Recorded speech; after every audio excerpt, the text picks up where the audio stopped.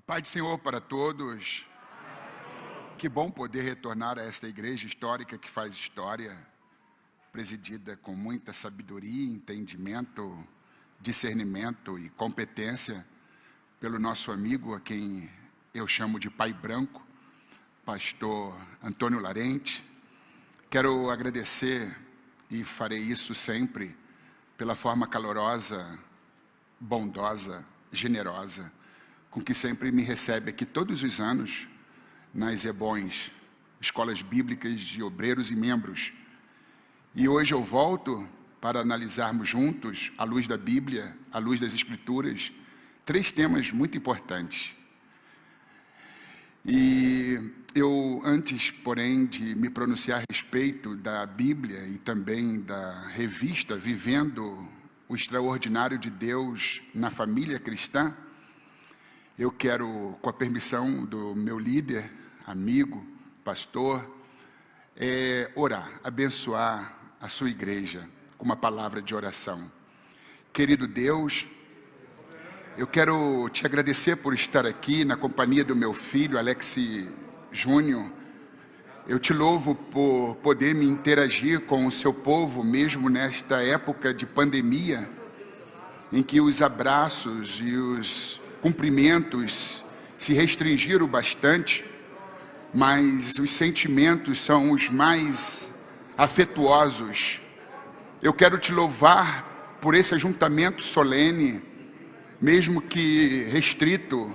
Eu quero te pedir que a tua benfazeja e poderosa mão esteja sobre este lugar, abençoando o nosso presidente, pastor Antônio Larente, sua esposa amada, seus filhos, netos, bisnetos e todos os demais companheiros de lida ministerial. Abençoe aos pastores, abençoe os obreiros e obreiras e as ovelhas deste rebanho, cada campo, cada regional. Senhor Jesus, que a tua boa e poderosa mão esteja sobre cada família aqui representada. Ó Deus, e por meio desta live, o Senhor possa alcançar muitos corações, muitas vidas, entrar em muitas casas com cura, com milagre, com transformação, libertação, salvação. Ó Deus, derrama o teu bálsamo medicinal, derrama, Senhor, a tua glória, unção e poder. Ó querido Deus, sopra sobre este lugar, sopra sobre a minha vida, sopra sobre a vida dos teus filhos e filhas. Vai jogando por terra a sentença de morte, vai jogando por terra os dados inflamados do maligno, vai jogando por terra toda ferramenta preparada, forjada contra o seu povo. Deus, dê uma blindagem, imuniza a tua igreja contra todo tipo de seta incendiária. Ó querido Deus, abençoe este lugar, abençoe estas vidas. Ó querido Deus, eu te agradeço no bom e maravilhoso nome de Jesus Cristo. Vocês podem aplaudir a Jesus. Ato contínuo. Sentem-se, aplaudindo a esse Deus tão maravilhoso.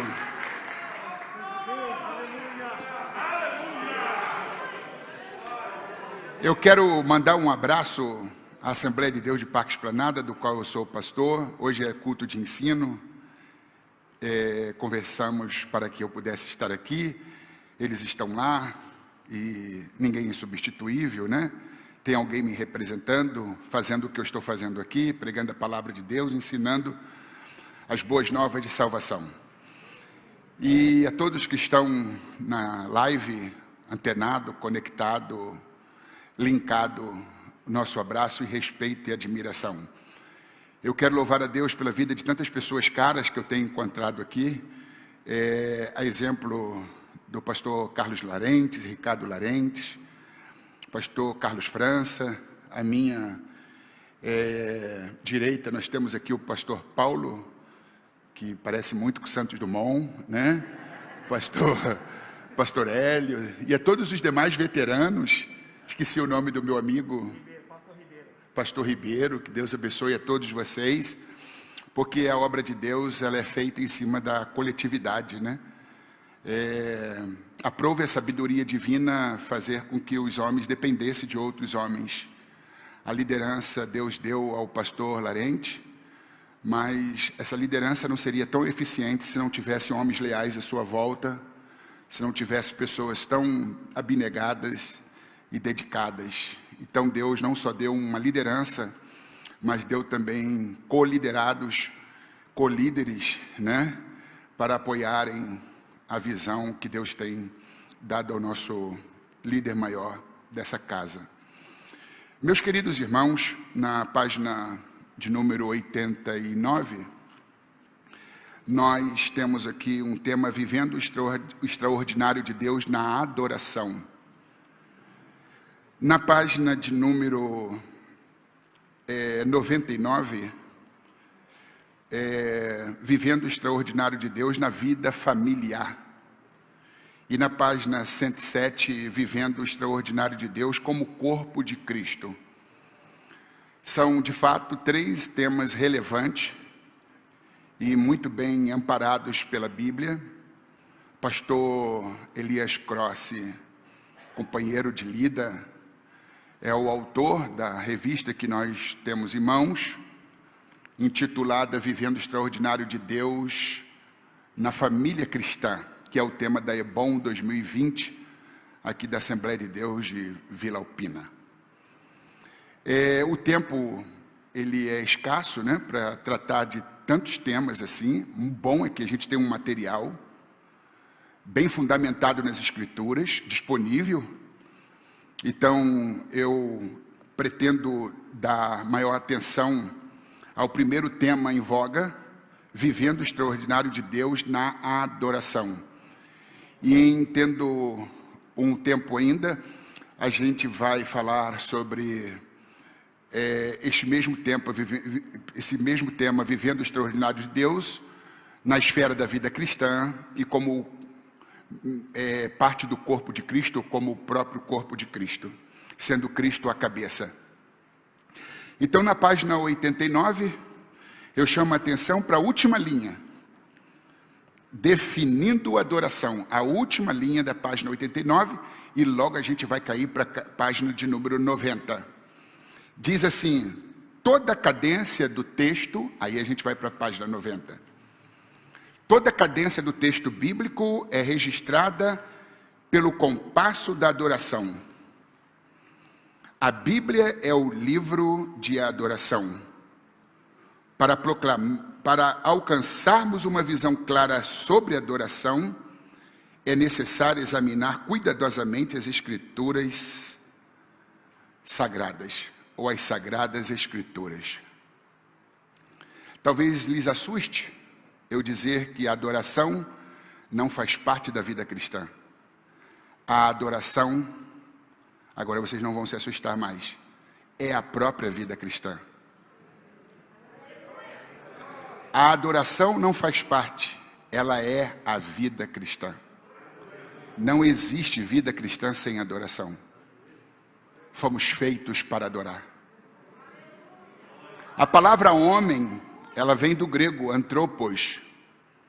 E o que isso significa? Aquele que olha para cima. O ser humano, ele é, na sua essência, ele é intrinsecamente um ser religioso. Homem, antropos, significa aquele que olha para cima. É o único ser que tem consciência de um ser superior, de um ser transcendente. Aquele que olha para cima. O adorador é aquele que olha para cima. Não há como ser adorador e orgulhoso, porque o orgulhoso olha de cima, o adorador olha para cima. Não há como ser adorador e prepotente. Não há como ser adorador e soberbo. Não há como ser adorador e arrogante. Todo verdadeiro adorador é humilde. Todo verdadeiro adorador aprendeu a maior de todas as lições, depender de Deus. todo verdadeiro adorador depende de Deus. Como disse Tiago, capítulo 1, versículo 17, todo adorador sabe que toda boa dádiva e dom perfeito vem do alto. Por isso que ele olha para o alto. Vem do Pai das luzes, em quem não há sombra nem mudança de variação. Todo adorador sabe que tudo que ele tem, tudo que ele é, tudo que ele faz, é boa dádiva, é dom perfeito, é bondade, é misericórdia. Você está olhando de cima? Ou você está olhando para cima?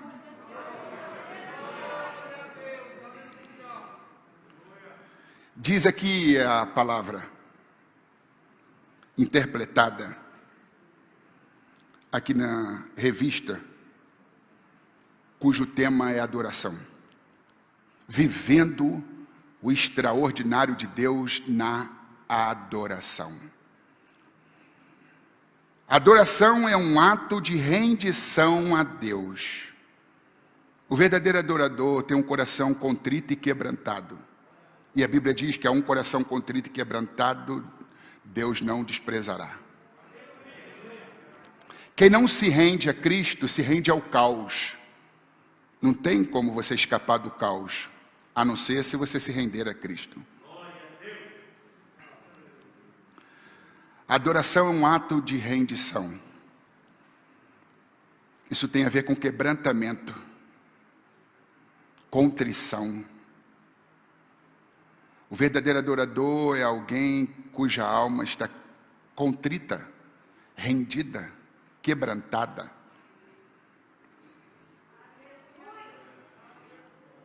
Há um drama vivido por muitas pessoas que sofrem com problemas renais. Dizem que expelir pedras nos rins, dos rins, é algo assustador, agonizante. Mas pior do que ter 10 pedras no rins é ter uma pedra no coração. E não tem como a gente ser adorador com o coração petrificado, enrijecido. Um coração duro, implacável, contumaz. Não há como ser adorador nutrindo ódio. Não há como ser adorador nutrindo raiva. Não há como ser adorador nutrindo ressentimento, mágoa, ódio. O ódio é um peso demais, é um peso muito grande. E não dá para ir muito longe carregando esse peso. Perdoe. O verdadeiro adorador, ele tem uma filosofia de vida, ele ama facilmente, ele perdoa rapidamente, ele sorri, e ele faz as outras pessoas também sorrir. Porque é próprio do verdadeiro adorador o gozo, a alegria, o regozijo. Ele canta com alegria, adora com alegria, louva com alegria, prega com alegria, varre a igreja com alegria, passa pano no banco com alegria. É como diz o Salmo 100, versículo 2, serviu o Senhor com alegria. Santo Agostinho, bispo de Hipona, teólogo nascido na Argélia, país africano, ele diz que cada cristão deveria ser um aleluia da cabeça aos pés. Mais celebração, mais gratidão e menos murmuração. O adorador, como diz a própria combinação de duas palavras, adorar e dor. Adorador significa adorar na dor.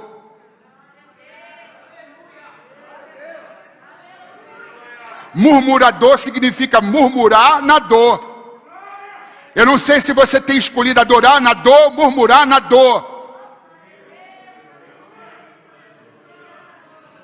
E quando você, mesmo doente, endividado, esmagado pelas durezas da vida, você decide adorar o Senhor na dor, você terá a presença do Consolador, daquele que consola na dor.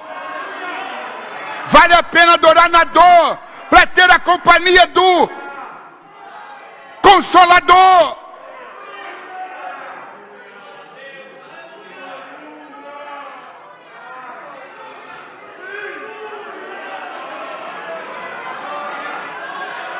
Você pode escolher ser um lamentador, lamentar na dor, um murmurador, murmurar na dor, um blasfemador, blasfemar na dor. Mas você pode decidir ser um adorador, adorar na dor, para ter a presença do Consolador, daquele que consola na dor. Seja um aleluia da cabeça aos pés, independentemente das circunstâncias.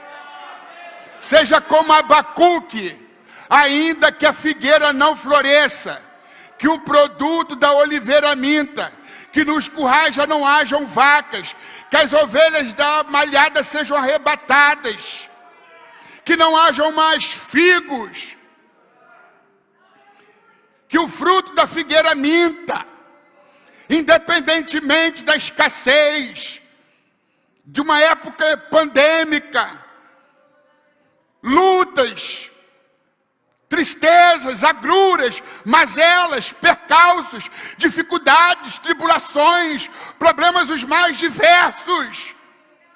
Ainda que a figueira não produza o seu mantimento, ainda que a figueira não floresça, ainda que nos currais já não hajam vacas e as ovelhas das malhadas sejam arrebatadas, todavia eu me alegrarei e me exultarei no Deus da minha salvação. Adore a Deus por tão grande salvação. Adore a Deus por teu nome estar rolado no livro da vida. Adora a Deus porque hoje Ele está derramando uma presença balsâmica, uma presença medicinal, uma presença curativa.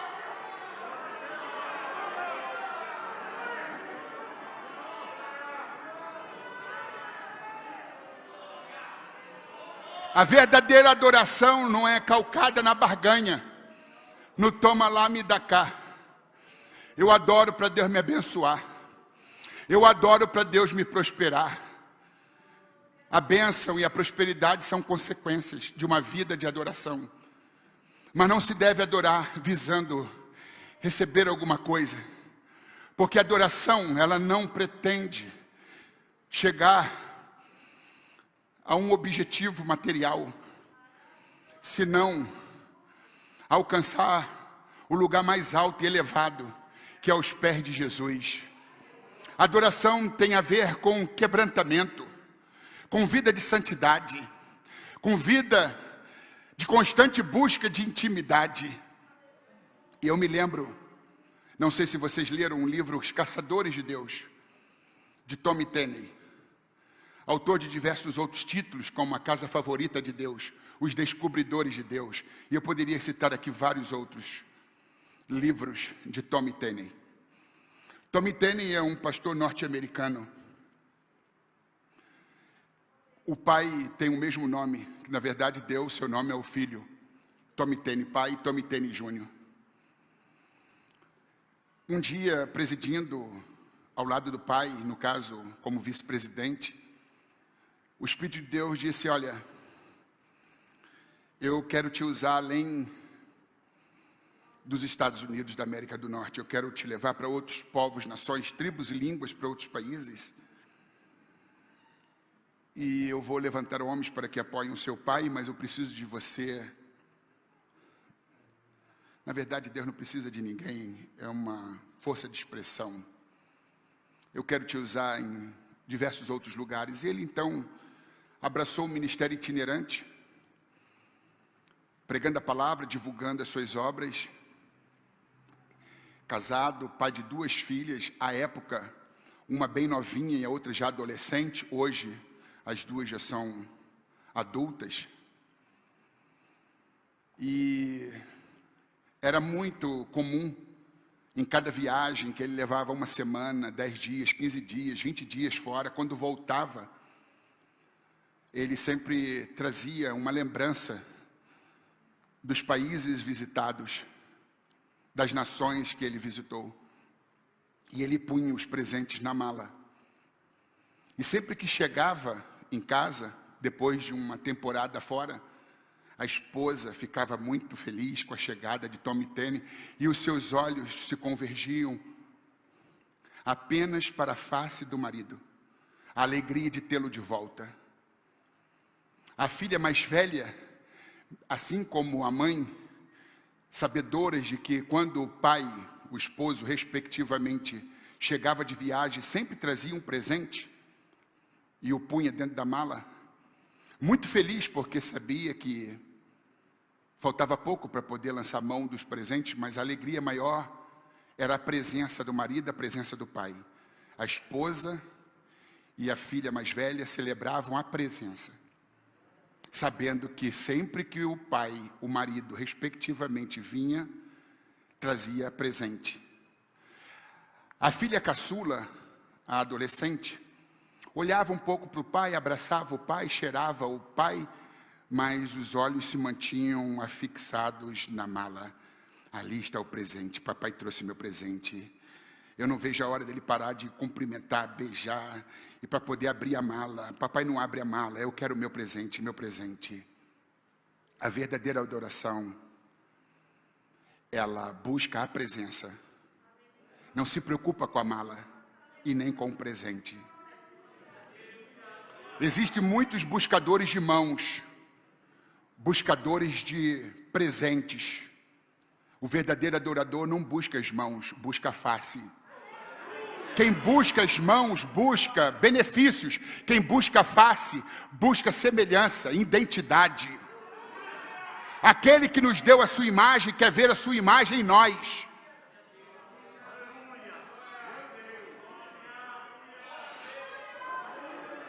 Deus está nessa casa. Adorar significa reconhecer quem é o dono da casa.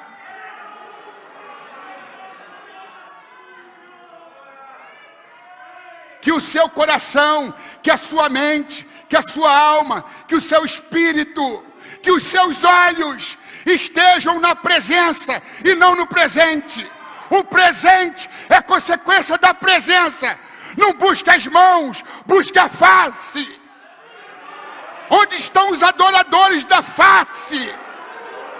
Vamos adorar a Deus na beleza da sua santidade. Não é errado pedir. Não é errado você buscar benefícios, favores divinos. Mas quando você busca a face, você é alcançado pelas mãos benfazejas de Deus. Existem muitas orações peticionárias.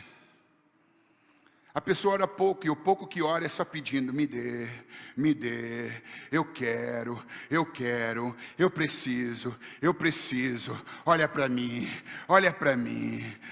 mim, Senhor, me socorre. Tudo bem, a oração peticionária é bíblica, mas a gente precisa fazer uma outra oração, um outro tipo de oração, a oração congratulatória. Uma oração de agradecimento. Horácio, filósofo da Roma Antiga, diz: alegre-se pelo que você tem, não fique triste pelo que você não tem.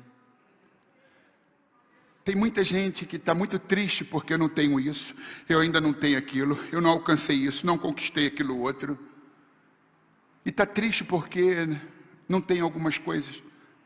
Mude o disco. Não fique triste pelo que você não tem, alegre-se pelo que você tem. Você tem um nome no livro da vida. Você está aqui. uma alma sobrevivente, vivenciando, testemunhando uma era pandêmica que tem vitimado a muitos. Você talvez tenha uma esposa, um marido, um filho, um neto, um bisneto. Saúde, alegre-se pelo que você tem. Continua fazendo as suas orações peticionárias. Olha para mim, me dê, me socorre. Mas não se esqueça de fazer a oração congratulatória. Obrigado, Senhor, por estar na tua casa. Obrigado, Senhor, pela minha família. Obrigado, sobretudo, pelo meu nome estar rolado no livro da vida. Obrigado, Senhor. A gratidão é a memória do coração. Crente ingrato é crente que sofre de Alzheimer social, amnésia social. Tu se esqueceu dos benefícios de Deus? Todos os dias que você acorda, tu tem duas companhias que levantam com você e caminham com você, a bondade e a misericórdia. Vocês podem aplaudir a Jesus, adoradores?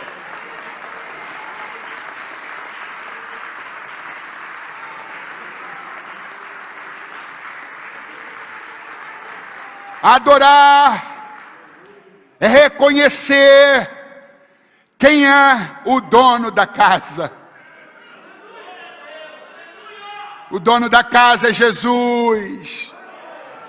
O dono da casa é Jesus.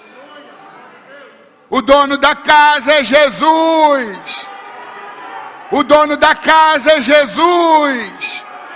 O dono da casa é Jesus. O dono da casa é Jesus. O dono da casa é Jesus. Glórias a Jesus. Glórias a Jesus.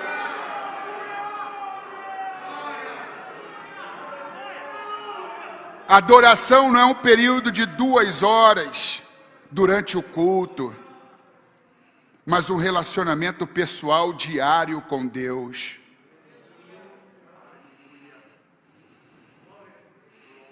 Há quem consiga ser apenas adorador na igreja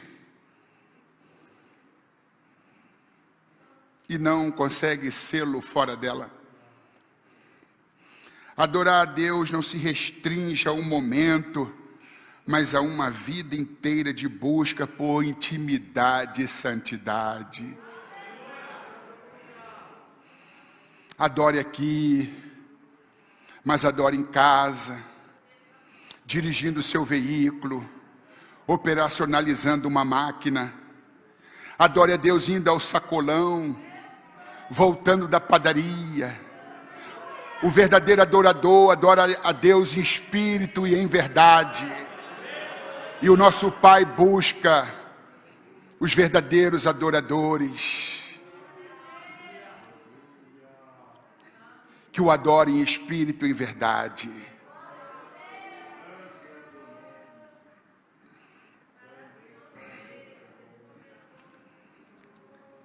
Diz aqui a página 90, na metade aqui do primeiro parágrafo, é o Espírito Santo que habilita o crente a adorar. É Ele que habilita o crente a trabalhar, a cantar, louvar, pregar, ensinar, mentorear, aconselhar. E é o mesmo Espírito Santo que habilita o crente a adorar. Pois Ele conhece a nossa interioridade pelo ângulo mais profundo, do ponto de vista do Criador. Como está a tua interioridade? Como está o porão da tua alma? Como está o seu coração, aquela parte mais recôndita? Interioridade, a parte interior do homem. Deus está visitando a sua interioridade. Deus está trabalhando aí dentro, eliminando tudo aquilo que é nocivo ao crescimento, ao amadurecimento espiritual. O Espírito Santo está trabalhando na nossa interioridade, eliminando as toxinas, mágoas, medos, fobias, tristezas profundas, angústias, amarguras. Deixa Ele trabalhar na interioridade do seu ser. Antes de Deus fazer a obra através de você, Ele fará a obra em você. Não tem como adorar a Deus com a alma ressentida. William Shakespeare, ele dizia que o ressentimento, e o que é ressentimento? É sentir de novo. É como um boi no curral, ruminando tudo que comeu durante o dia. Passa a noite e a madrugada se retroalimentando, trazendo à superfície, à boca, tudo aquilo que foi digerido durante o dia e a tarde. E mesmo no curral, durante a noite e a madrugada, você pode ver que o boi fica mastigando, ruminando. Tem gente que faz assim com a mágoa. Aconteceu faz tanto tempo. Aquela palavra que não deveria ter sido dita. Ela foi ácida, tóxica, ferina, feriu, machucou. Mas ainda hoje a ferida está aberta. Sente de novo. Ressentimento, sentir de novo. Faz tanto tempo, mas a dor ainda está lá, latejante. William Shakespeare diz: ressentimento é como tomar um copo de veneno e esperar que o outro morra. O maior antídoto contra o ressentimento, a mágoa, o ódio, a amargura, é o perdão. Perdoar é permitir que a pessoa te ofendeu renasça na história da sua vida.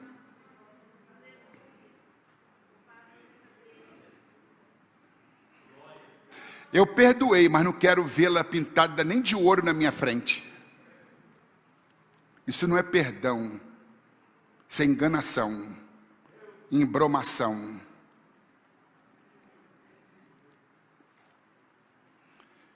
Perdoar faz bem.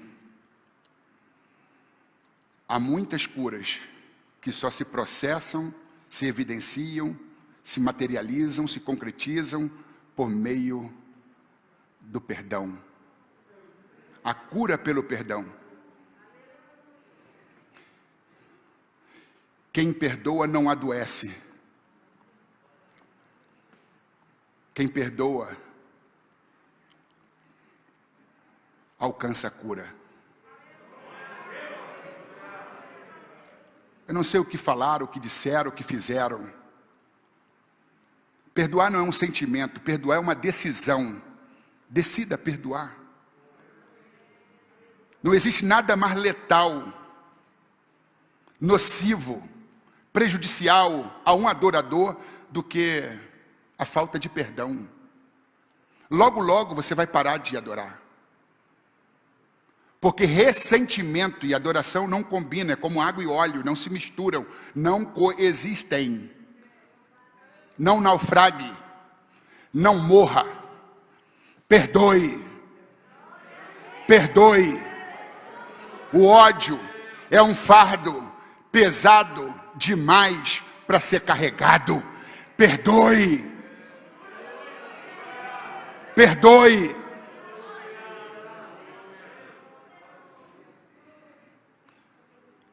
As pessoas que não perdoam, elas são tristes, cabisbaixas, depressivas, melancólicas,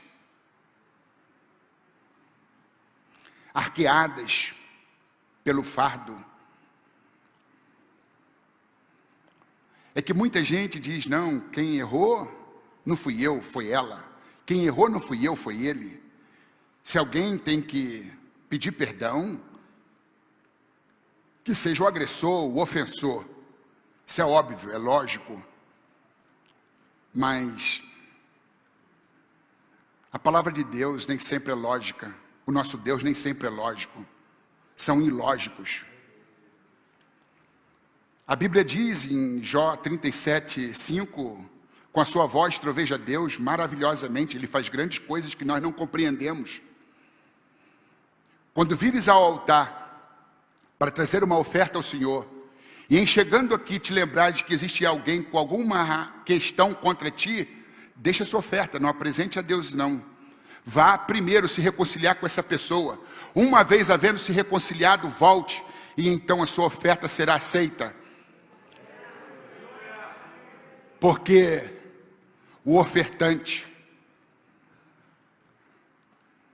ele abriu mão da razão, ele decidiu perdoar. Às vezes a gente espera que o ofensor venha, mas o ofensor não vem, e aí? Abra mão da razão. É melhor ter paz do que ter razão. Eu conheço muita gente que por conta do ódio, da ira retroalimentada, da raiva patológica, por conta do ódio, da mágoa, do ressentimento, desenvolveram patologias, adoeceram, estão fisicamente doentes, porque acalentaram na alma o ressentimento, a mágoa, o ódio, a raiva, a ira. E esses sentimentos autocorrosivos, destrutivos, são adoecedores e adoeceram, fizeram a pessoa adoecer. E eu conheço muita pessoa, claro, gente boa, gente pacífica, pode se tornar vítima de um infarto, de um AVC, de um acidente vascular cerebral, de um aneurisma. Gente boa, gente mansa, cordata, educada, também são vítimas desses males. Mas a possibilidade de desenvolver doenças graves e se tornar alvos fáceis dessas doenças, normalmente é quem nutre sentimentos como os que citamos aqui. Mágoa, ódio, rancor, amargura, ressentimento, ódio. Gente que quer contar o seu testemunho, dizendo que aprendeu com os avós a não levar desaforo para casa. Escreveu, não leu, o pau comeu. Aí está tortinha, doente, por conta do estresse, porque é pavio curto, porque não tem pavio, sofre de síndrome de Tati quebra-barraco. Aí vem contar o testemunho, que na verdade é um testemunho. Eu provei que eu tenho razão. Mas olha, teve que descer o nível, bater boca. Teve que comprometer o testemunho, nodoar o nome da igreja, o nome de Cristo. Valeu a pena? Não seria melhor abrir mão da razão para ter paz? Mas tem gente que diz, não, eu fico com a razão, porque a razão salvaguarda o orgulho, a reputação. Quem aqui não quer ter razão? Todos nós queremos. Mas às vezes não dá para ter razão em paz, a gente tem que optar. Todos nós queremos razão, mas às vezes não tem como a gente ter razão em paz. Então, o verdadeiro adorador, ele sempre opta pela paz, porque o verdadeiro adorador é um pacificador, representante do príncipe da paz. Ele semeia a paz, ele prega a paz, ele tem paz para dar. Tanto é que a sua saudação é a paz do Senhor, que equivale a dizer a paz que vem do príncipe da paz, a paz que vem de Cristo. Eu quero sempre ter razão, mas às vezes não dá para ter razão em paz. Então o que eu faço? Lá atrás eu escolhia ter razão para salvar a minha reputação. Hoje, estou nem aí para salvar a minha reputação. Eu quero agradar a Deus. Eu quero, como um adorador, manter a minha alma rendida, meu coração quebrantado. Por isso que é amar sempre e perdoar rapidamente. Não é perdoar daqui a um tempo, perdoe hoje. Decida perdoar agora. Libere o perdão agora. Não saia daqui com esse fardo. Vai comprometer a tua vida cristã. Vai minar a tua vida de adorador. Aí daqui a pouquinho tem um blasfemador, um murmurador, um lamentador. E Deus está à procura de adoradores.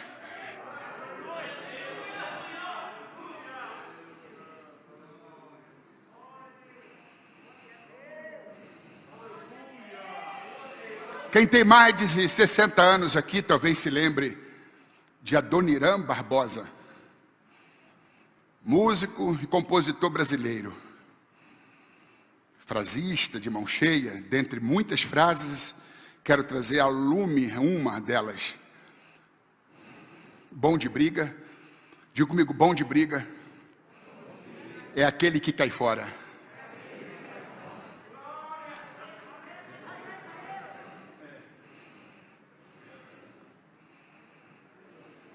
A força não está na coragem de atacar, e sim na capacidade de suportar os ataques. O que você precisa não é bater boca, não é descer o nível, não é revidar, retaliar, golpear porque foi o golpeado, machucar porque foi machucado, ferir porque foi ferido, pisar porque foi pisado. Abra mão, perdoe. Tenha paz. Se der para ter razão também, tudo bem. Mas se não der, escolha a paz. Fique com a paz. Semeie a paz. Viva em paz.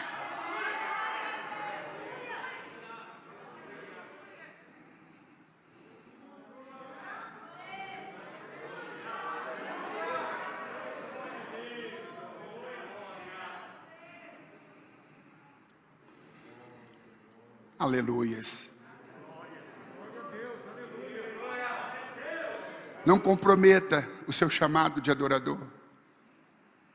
Chamado precípio. Fomos feitos para adorar. Aí diz aqui, a adoração é um ato de rendição a Deus. É o Espírito Santo que habilita o crente a adorar, pois ele conhece a nossa interioridade pelo ângulo mais profundo do ponto de vista do Criador. Adorar é reconhecer no íntimo a soberania de Deus, sem considerar secretamente outras opções. Eu vou resolver por mim mesmo, vou me deixar levar pela minha razão, minha razoabilidade, meus rompantes. Existem caminhos alternativos, eu vou resolver isso. Os meus pais, meus avós, meus bisavós sempre me ensinaram: não leve desaforo para casa. Eu vou provar. Escreveu, não leu, pau comeu. Mas fica com o Evangelho de Jesus, não fica com o Evangelho dos seus ancestrais, não. O Evangelho de Jesus diz: se alguém te bater numa face, ofereça-lhe a outra. Não é ser um bonachão, um saco de pancada. Ele está ensinando a capacidade de suportar a afronta. Ele está ensinando você a arte de deixar tudo com Ele. Minha é vingança, diz o Senhor dos Exércitos. A vingança não nos pertence. Então abre mão da vingança. Não vingue, não. Confúcio, sábio chinês, professor de ética que viveu 500 anos antes de Cristo, ele diz que quer se vingar, vingue-se. Mas antes de se vingar, cave 2 sepulturas. Porque vingador e traidor só tem a perder. Foi machucado? Não machuque. Foi pisado? Não pise. Foi humilhado? Não humilhe. Foi ferido? Não fira. Deixa na mão de Deus. Não existe advogado melhor. advogado maior, juiz melhor. Minha é a vingança, eu darei a recompensa, diz o Senhor. Use as armas da luz, porque os verdadeiros adoradores não usam armas das trevas, e se vingar é viver nas trevas.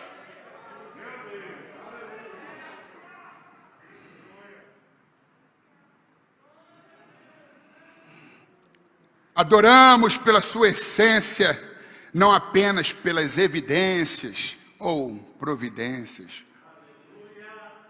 É essencial que você comece a sua vida cristã como adorador e termine a sua vida cristã como adorador. Todos nós entramos na vida como lagartas, mas não estamos obrigados a vivermos como lagartas. Um bicho asqueroso, repugnante, rastejante. Toda lagarta será uma borboleta. Basta sobreviver ao processo, o encasulamento, a noite escura da alma. Todos nós nascemos como lagartas, mas ninguém está obrigado a morrer como lagartas. O casulo é um ambiente inóspito, escuro, amedrontador, difícil. Mas é ali que ocorre a metamorfose. Depois daquele processo, a lagarta, bicho rastejante, assume uma forma de um arco-íris esvojante. Chega rastejando e sai voando. Eu comecei minha vida como lagarta, mas eu disse: Deus, eu não quero morrer como lagarta.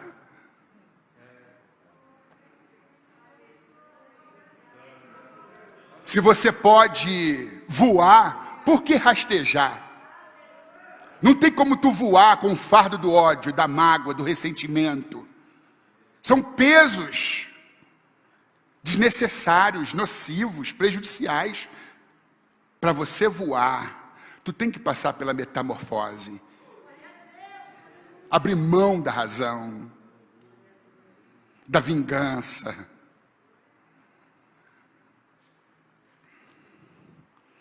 O que você precisa é da armadura de Deus, do capacete da salvação para proteger a tua mente. Vão falar coisas que vão te magoar, te entristecer, mas quando tu tem um capacete, tu protege a tua mente. Você precisa da couraça da justiça, que protege o tórax e o órgão mais precioso que é o coração. Provérbios 4:23, Salomão disse: de tudo que se deve guardar, guarde o teu coração, porque dele é que procede as saídas da vida. Quando tu não guarda o coração, quando você permite que ele seja atingido pela mágoa, pelo ódio, pela raiva patológica, a tendência é a saída da vida, é você perder o vigor, é perder o ânimo, o fervor, a efervescência, o compromisso, a admiração pelo céu.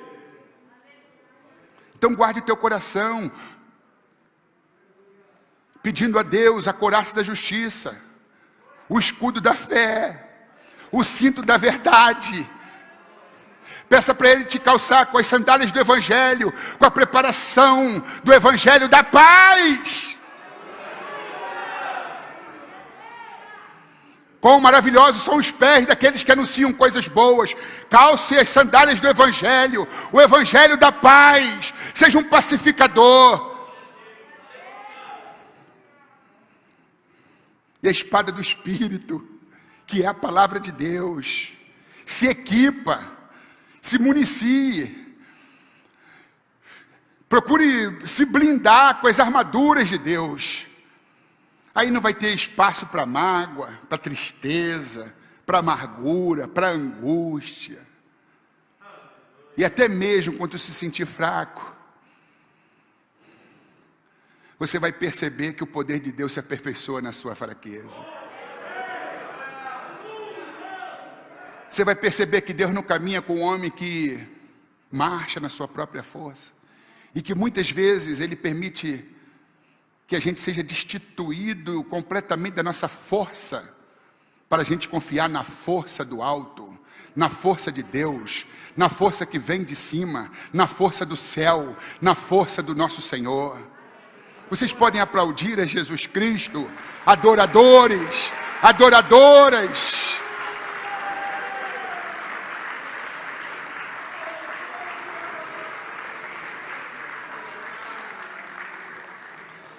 Ainda na página 90, no segundo parágrafo, tópico 1.1, adorar significa render-se. O Novo Testamento destaca 58 vezes a palavra adorar, prokisnel, bem como suas correspondentes, dentre 5.000 termos relacionados com o culto. Prokisnel, curvar-se, que remete também à ideia de beijar a mão, e para isso se curva. Tem muita gente com síndrome da girafa, pescoço em riste, pescoço em pé, não se curva, se curva. Uma certa ocasião, numa determinada igreja, um pastor muito simples, pregando a um povo muito simples, percebeu que o prefeito da cidade, com todo o seu secretariado, lhe fizeram uma surpresa e chegaram e adentraram. E aquele prefeito, ele tinha sido até pouco tempo o reitor da principal faculdade da cidade, era um intelectual, e o seu secretariado também, todos com mestrado, alguns com doutorado.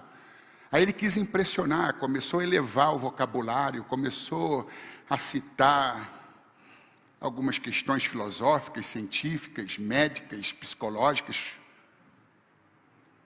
E quando terminou, ele levou lá os políticos, as autoridades para o gabinete para comerem alguma coisa. E perguntou ao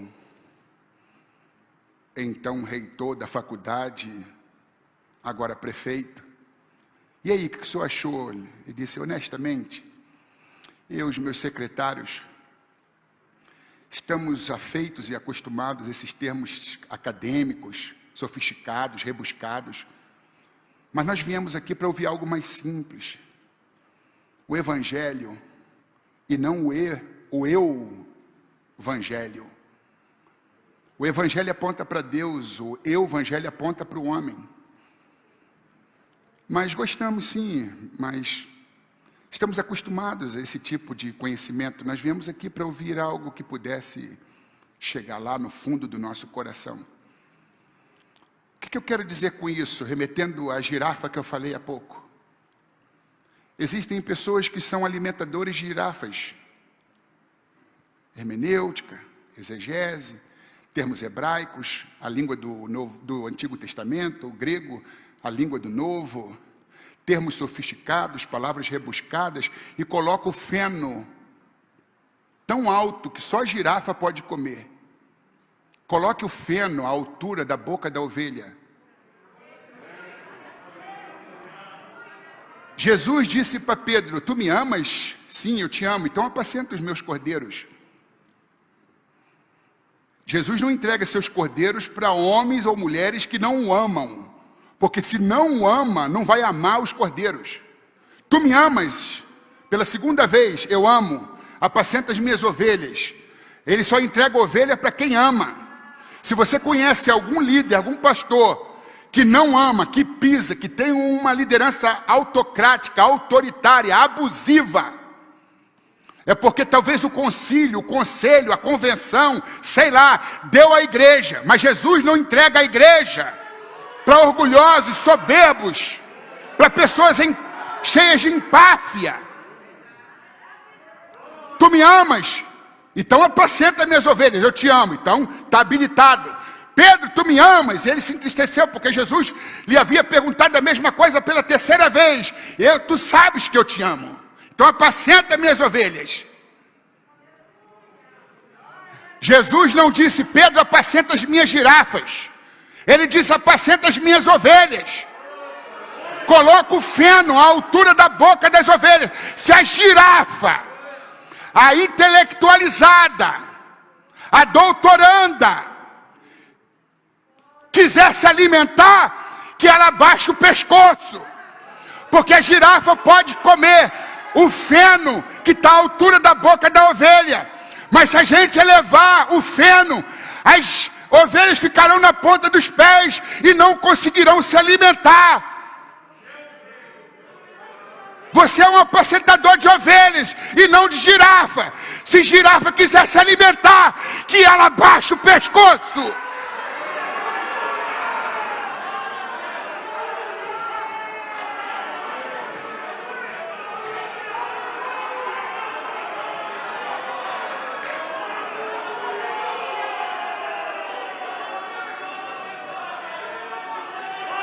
Pedro, apacenta as minhas ovelhas. Não é Pedro, apacenta as minhas girafas. Para ter um encontro com a verdade. Para ser impactado pela verdade. Para ser alimentado pela verdade.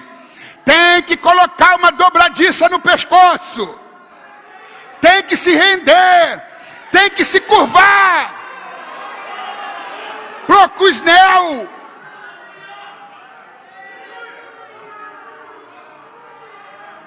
Render-se, curvar-se. Deixe de olhar de cima, olhe para cima. Girafa olha de cima, ovelha olha para cima.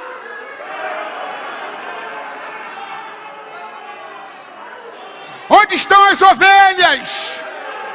Onde estão as ovelhas? Aplaudam o Senhor Jesus Cristo.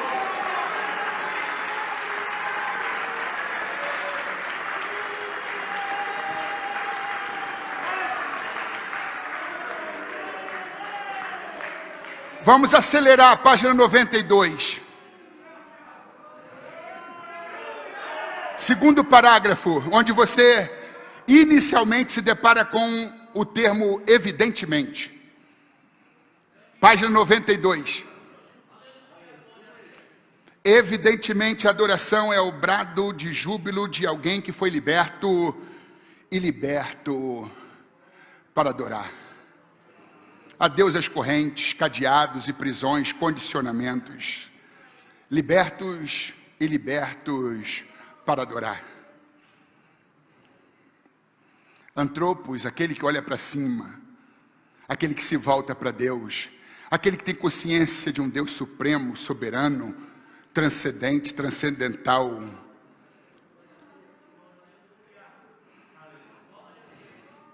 A girafa olha de cima, as ovelhas olham para cima. A girafa não sabe adorar. Não digo animal. Eu digo ser humano que tem síndrome da girafa. Porque toda a criação adora a Deus. Os peixes do mar, as aves do céu. Evidentemente, a adoração é o brado de júbilo de alguém que foi liberto e liberto para adorar. Penso que Deus não pode apreciar o louvor de uma vida que está presa ao pecado.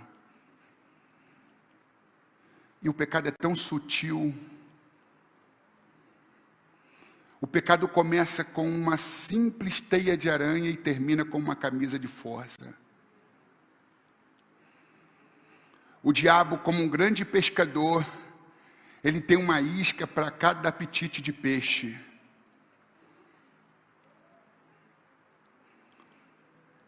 Com o pecado não se flerta, não se brinca. Só os loucos zombam do pecado. Sansão zombou, flertou com o pecado. Terminou cego. Subjugado. O pecado causa cegueira e subjuga. Não há como viver no despojadouro da lama, ter prazer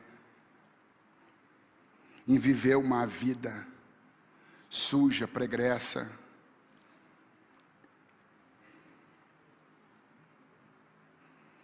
Uma vida falaciosa, uma fé nominativa, nominal, de boca para fora. Em casa um leão, na rua um fanfarrão e na igreja um santarrão. Não dá. Não dá. A conversão, diga comigo, a conversão tira você da lama. A santificação tira a lama de você. E a religiosidade veste você com roupa limpa num corpo sujo. Deus aceita o pecador que admite ser pecador, o injusto que admite a sua injustiça. Ele só não aceita, ele repudia, abomina o injusto que quer se passar por justo, que se traveste de religioso, que usa de uma religiosidade, um estereótipo, uma roupa limpa no corpo sujo, numa alma suja, num espírito sujo, boca suja, pensamentos sujos, coração sujo, alma pútrefa. A conversão tira você da lama, a santificação tira a lama de você, e a religiosidade veste roupa limpa em você com o corpo sujo. Cuidado com o pecado, porque ele avilta, humilha, deprecia, joga na lona, te leva a nocaute. Começa como algo inofensivo, inócuo, com uma simples teia de aranha, mas termina com uma camisa de força. Se vocês me amarrarem, eu serei como qualquer outro homem. Aí amarravam Sansão, aí vinha o Espírito de Deus sobre ele, mas contou a sua intimidade, o seu segredo, flertou tanto, brincou tanto, zombou tanto do pecado, que abriu o coração, contou o que não devia contar, fez o que não deveria fazer, e agora dorme. Vem um filisteu, corta o cabelo, não foi Dalila que cortou, ela chamou um filisteu, porque Dalila está sempre mancomunada com os filisteus. Ela diz que está com você, mas não está com você coisa alguma. Seus interesses são outros. Seu coração não está em Deus. Seu coração não está no céu. Aí cortam-lhe o cabelo e ele se torna um homem comum. E agora vem e ele não tem mais autodefesa, não tem mais poder, não tem mais unção, não tem mais proteção. E ele vira escravo. O pecado escraviza, avilta, rechaça, humilha, nocauteia, deprecia, adoece, esculacha, desmoraliza. Fuja do pecado. Quem ora para de pecar. Quem peca para de orar. Ore quando tu tiver com vontade. Ore quando não tiver vontade. Ore até ter vontade. Mas ore. A oração é oxigênio da alma. Ore para Deus lhe dar força para vencer, para romper essas algemas, essas correntes, essas amarras, que ninguém que milita se embarace com os negócios desta vida. Deus está cortando nós, correntes, algemas, quebrando prisões.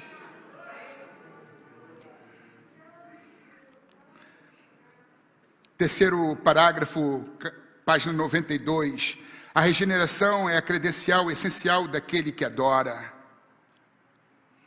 O verdadeiro adorador é alguém regenerado, não só justificado, mas regenerado, que busca a santidade. Os ímpios poderão elevar suas súplicas a Deus e até poderão obter respostas. Entretanto, não terão os seus louvores aceitos por Deus, exceto se caírem ao pé da cruz. É esse ato que marcará o rompimento com o pecado e, consequentemente, abrirá as cortinas do santuário do Altíssimo. Te colocará frente a frente da beleza, da santidade do Eterno, do Criador. Deus não pode endossar a adoração prestada por alguém que continua distante da cruz. Dessa cruz que era nossa e que Cristo tomou para si de tal modo que ela o qualificou para receber toda a honra, glória e domínio. Portanto, antes de nos chegarmos ao trono da adoração, devemos ter passado pela cruz da remissão. Da remissão pelo seu precioso sangue. Filhinhos, não pequeis, mas se pecardes, saiba que há um advogado fiel e justo, Jesus Cristo.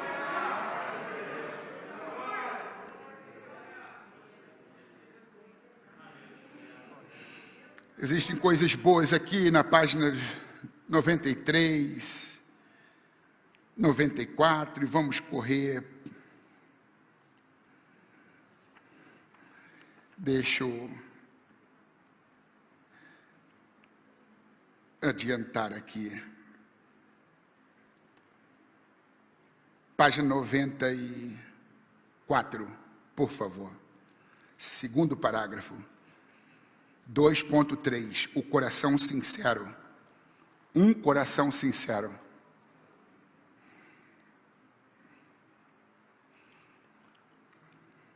Na bagagem do adorador não pode faltar um coração sincero. Por uma razão de pandemia, nós estamos usando máscaras.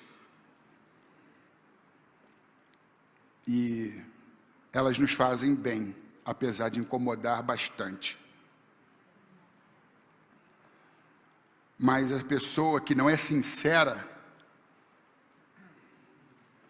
ela oculta sua verdadeira face, ela mascara quem de fato ela é. A palavra sincero é a junção de dois termos que vêm do latim, sine cera, sem cera.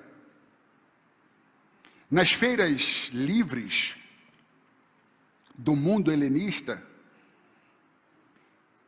os feirantes expunham seus objetos, produtos, em feira livre para serem vendidos.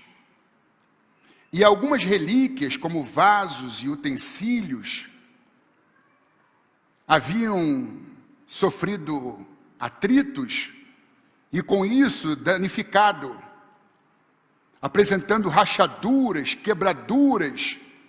Malandramente os feirantes davam banho de cera, de modo que já não se dava mais para ver as rachaduras, os pequenos defeitos. Aí os transeuntes, os incautos, apreciavam os objetos de valores, e este vaso, esse utensílio, essa relíquia, quanto é? Botavam os valores altos. encantados com a beleza do objeto, não mediam esforço, tiravam o dinheiro do bolso e pagavam caro por eles. Levavam para sua casa. Expunham em cima dos móveis de mobílias.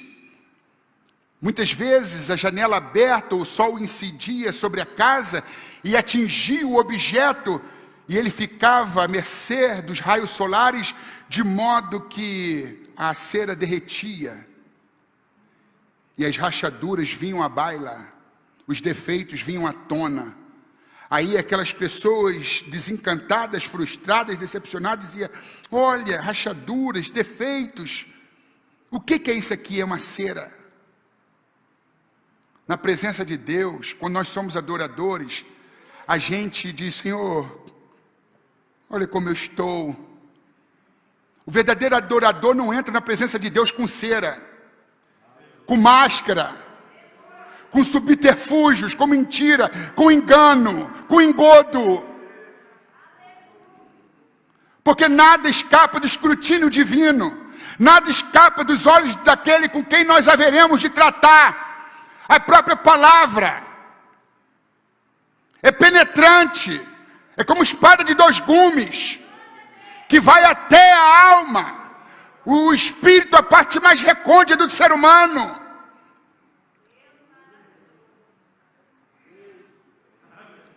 Não tem como mascararmos essas rachaduras. E o adorador é uma pessoa sincera, sem cera, sem máscara, sem engano, sem mentira, sem hipocrisia. Hipócrates, que remete à ideia de um antigo ator do teatro grego, aquele que representa um papel, é o hipócrita. Ele entrava no palco com duas máscaras, uma de melancolia e a outra de alegria. Uma com semblante triste, a outra com semblante alegre. Às vezes ele estava triste, mas tinha que representar um papel alegre. Usava a máscara da alegria, estando com seu coração despedaçado. E às vezes ele estava alegre, mas ele tinha que representar um papel de alguém triste. Hipócrita é o representante de um papel. Ele vive uma vida que não é original, que não é verdadeira, que não é legítima. Mas o verdadeiro adorador é sincero. Não usa máscara. O verdadeiro adorador joga limpo, fala a verdade consigo mesmo, fala a verdade com Deus e fala a verdade com os outros. Ele não mascara. Ele é verdadeiro, puro, transparente. Na bagagem do adorador não pode faltar um coração sincero.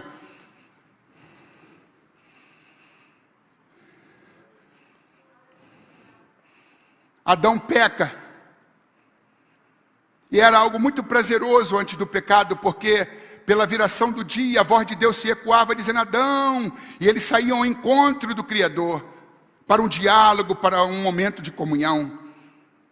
Mas agora ele peca e ele se esconde atrás de um arbusto, de uma árvore, e a voz de Deus ecoa: Adão, onde está? Não que Deus não soubesse onde estivesse, é que Deus estava partindo para o confronto. Ajudar, socorrer Adão. Tirá-lo daquele enrosco, daquele embaraço. Adão, onde estás? E ele se mantém ali, evasivo, como um fugitivo. E Deus diz: Adão, onde estás? Então, não tendo como se ocultar, sai de trás da árvore e diz, ouvindo a sua voz soar no jardim: eu me escondi porque tive medo. O medo é uma emoção negativa e ela não faz parte do plano original de Deus, porque Deus não fez o homem para sentir medo. É fruto do pecado. E agora o pecado trouxe medo. E o pecado trouxe tantas coisas ruins: angústia, tristeza.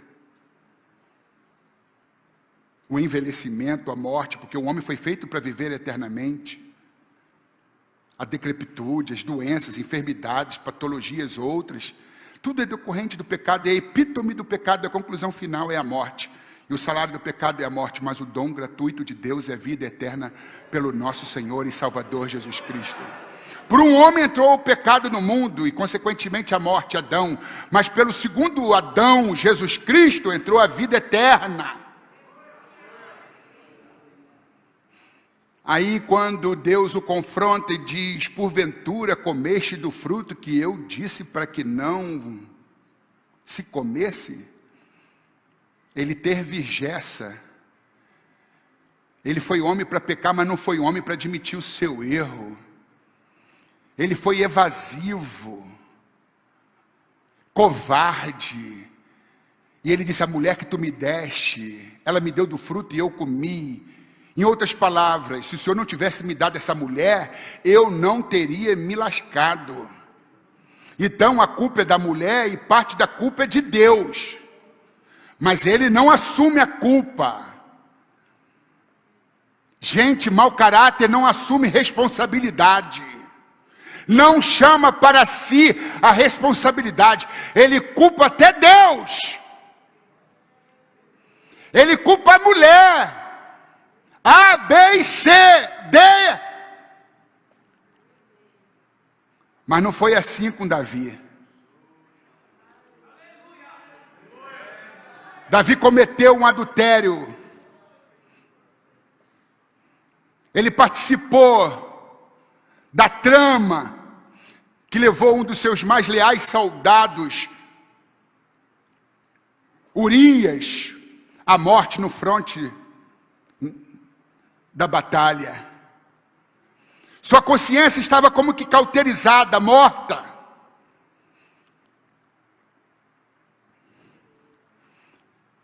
Ele não tinha se dado conta do quanto ele tinha sido sórdido, sujo. E estava vivendo como se não tivesse feito nada de errado. Mente cauterizada. Paulo desenvolve esse tema quando escreve a Timóteo e a Tito. E o autor aos Hebreus também fala dos agentes curativos que combatem e que promovem cura para uma mente cauterizada. O sangue de Jesus Cristo e a regeneração pela palavra. Aí Deus levanta um profeta chamado Natã e diz, vai até ele. E ele conta uma parábola, porque economia de tempo, exequidade de tempo, eu não vou contá-la aqui. E desperta o senso de indignação.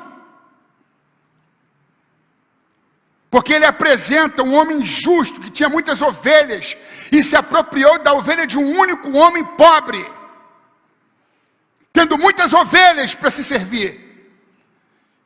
E aquilo provoca o senso de ira, de indignação em Davi. E ele diz, diga de morte a este homem.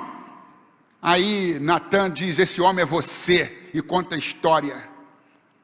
Mas ele diz,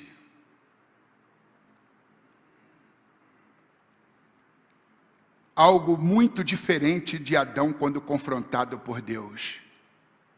Davi, quando confrontado pelo profeta Natã, ele não tergiversou.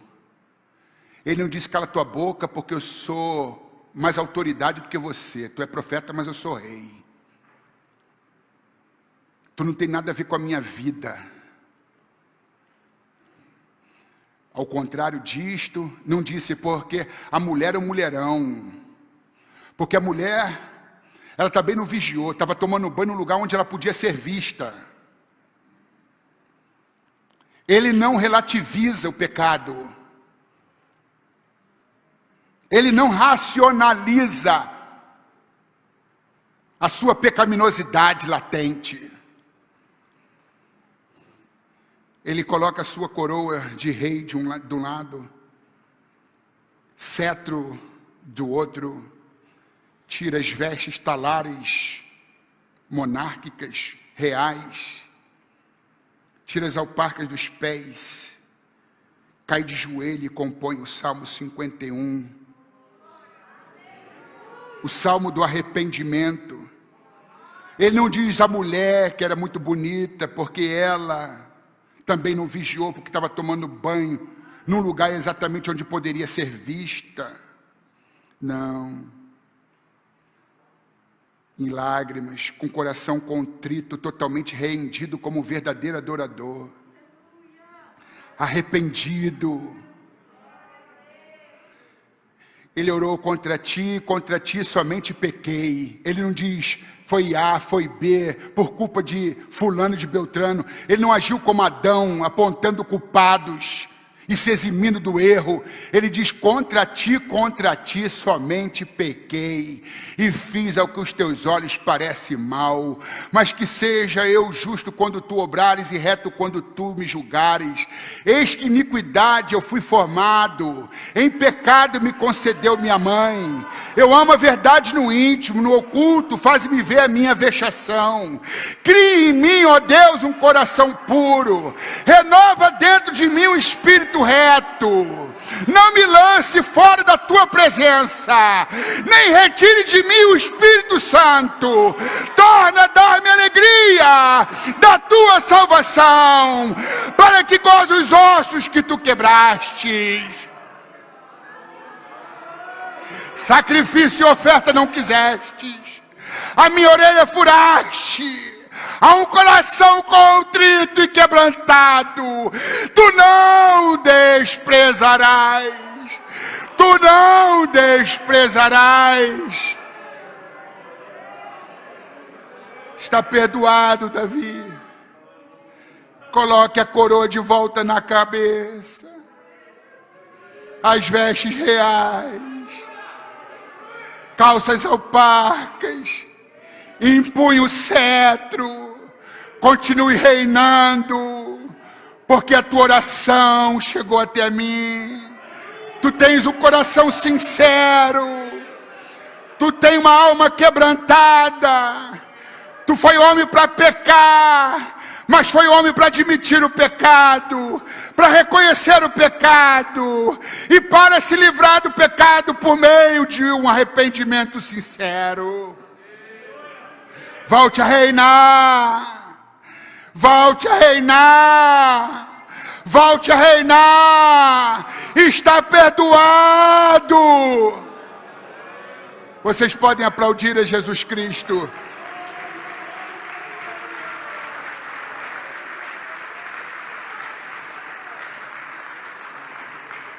E para terminar, página 95, e eu paro por aqui. Terceiro tópico, 3.2.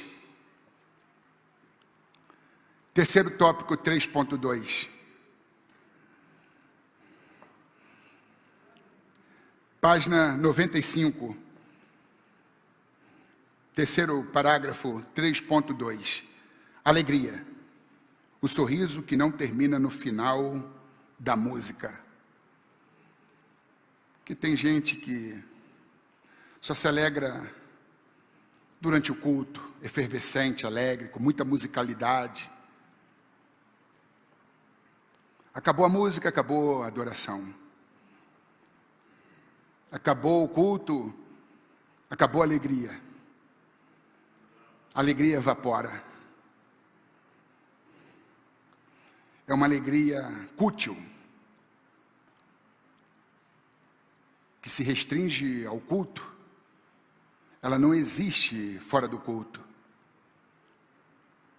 É por isso que o verdadeiro adorador adora dentro e fora da igreja. Ele adora em espírito e em verdade. Ao volante do carro, indo ao banco, saindo do banco. De joelho, caminhando, fazendo Cooper, andando na esteira. Eu vou parar de falar sobre exercícios físicos, porque não tem nada a ver comigo. Eu só sei fazer 2 exercícios. Eu sou levantador de garfo e de faca. Brincadeiras à parte, eu quero dizer que Deus também ama os gordos.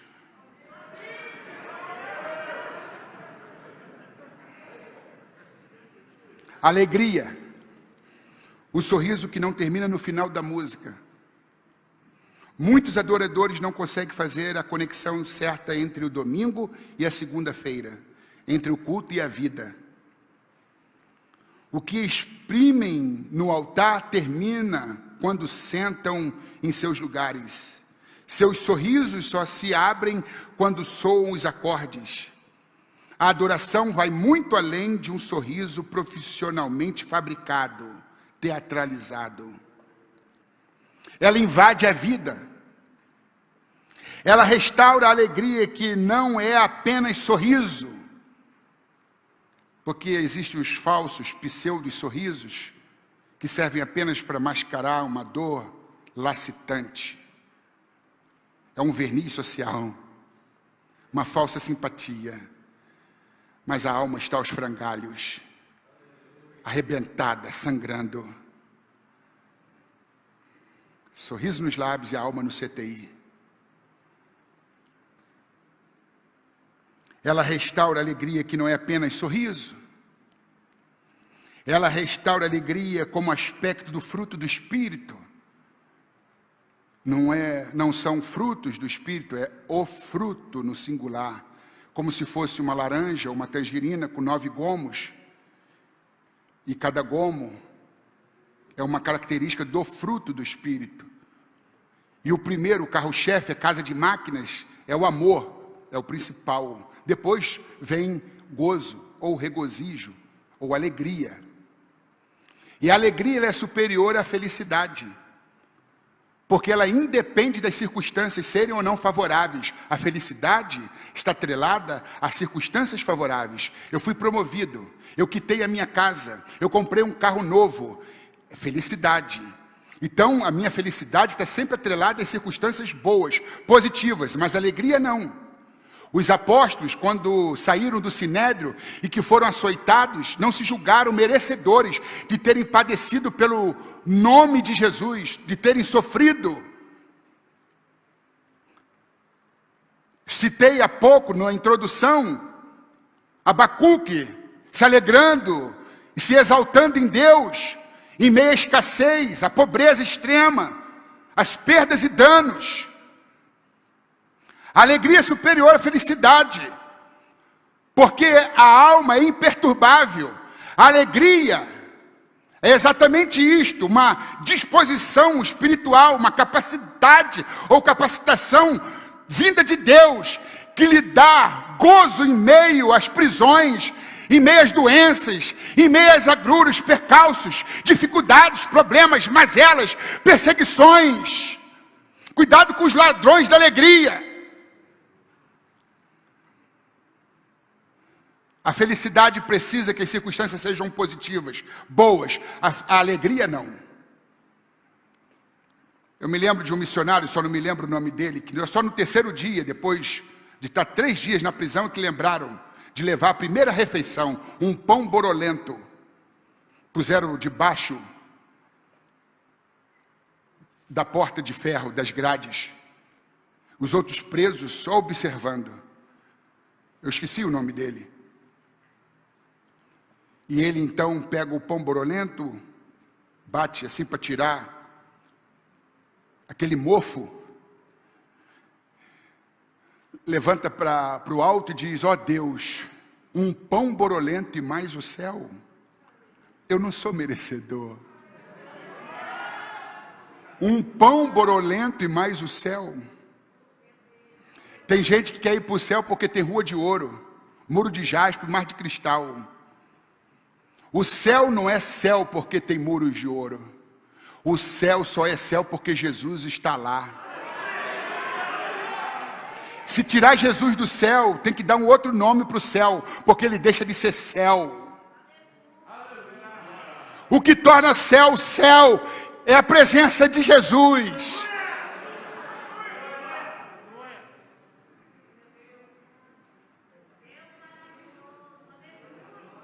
Uma alegria que desafia a tristeza. Uma alegria pelo que Deus já fez em mim. Como disse C.S. Lewis, escritor clássico irlandês, a alegria é o assunto sério no céu. Nosso sorriso precisa se elevar para além do simples prazer provocado pela musicalidade. Precisa se elevar como característica fiel do encontro com o Deus da verdadeira alegria.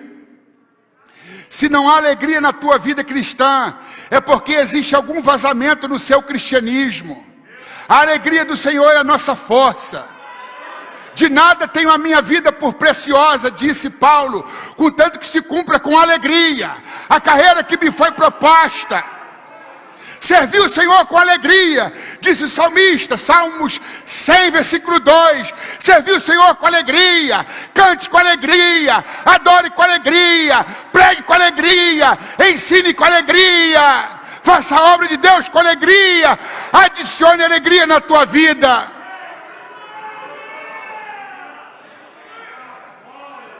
Teilhard de Chardin,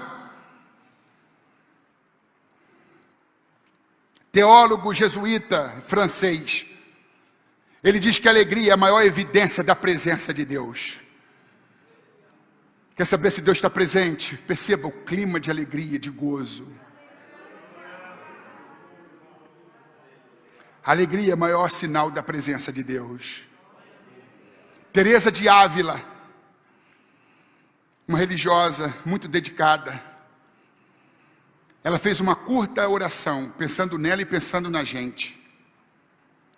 Ela diz assim: das devoções tolas e dos santos de caras fechadas, ó Senhor, livrai-nos. O que são devoções tolas? Devoções tolas é tudo aquilo que eu me proponho fazer no reino de Deus, na igreja, para Deus, mas eu faço relaxadamente, sem alegria, eu murmuro enquanto faço, enquanto realizo.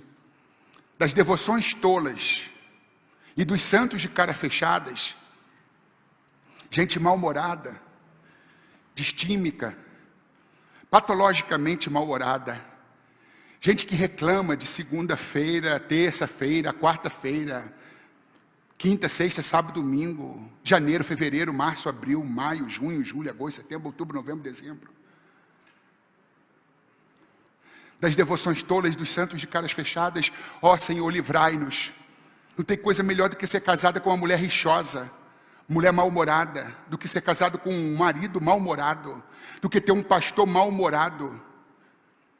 O pastor sem senso de humor não pode ser pastor. Quando o mau humor atinge o púlpito, torna-se numa trincheira. Daqui só vem flechas indiretas.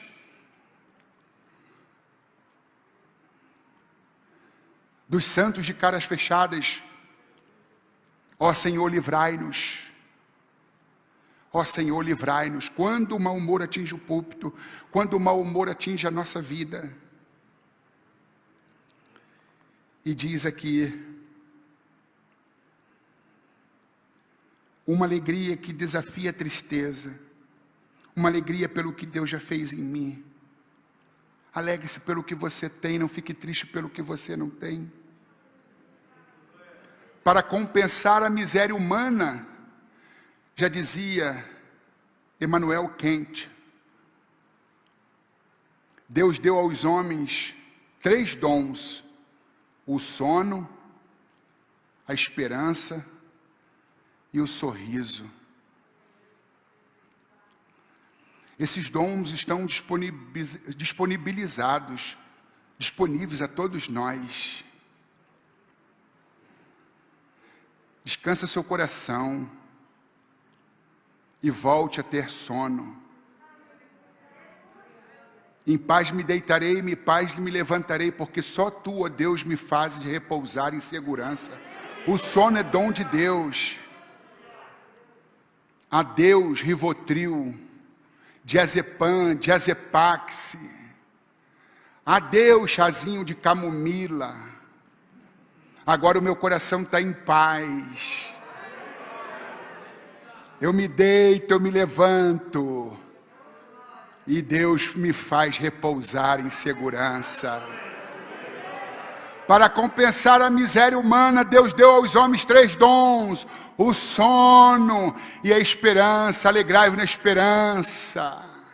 E o sorriso. Você pode ficar mais bonita sem precisar fazer cirurgias plásticas. Nada contra, tá, meus irmãos? Mas o que adianta ser madame, poderosa, rica, endinheirada, fazer correções, levanta aqui, suspende ali, e se submete a essa, aquela outra cirurgia, mas é mal-humorada, rixosa, não sabe sorrir. Há um caminho mais fácil e lucrativo, não precisa gastar grana, dinheiro para ficar bonita, basta sorrir. A curva mais linda da mulher é o sorriso. A curva mais linda da mulher é o sorriso. Sorria! Norman Cousins, médico e cientista norte-americano,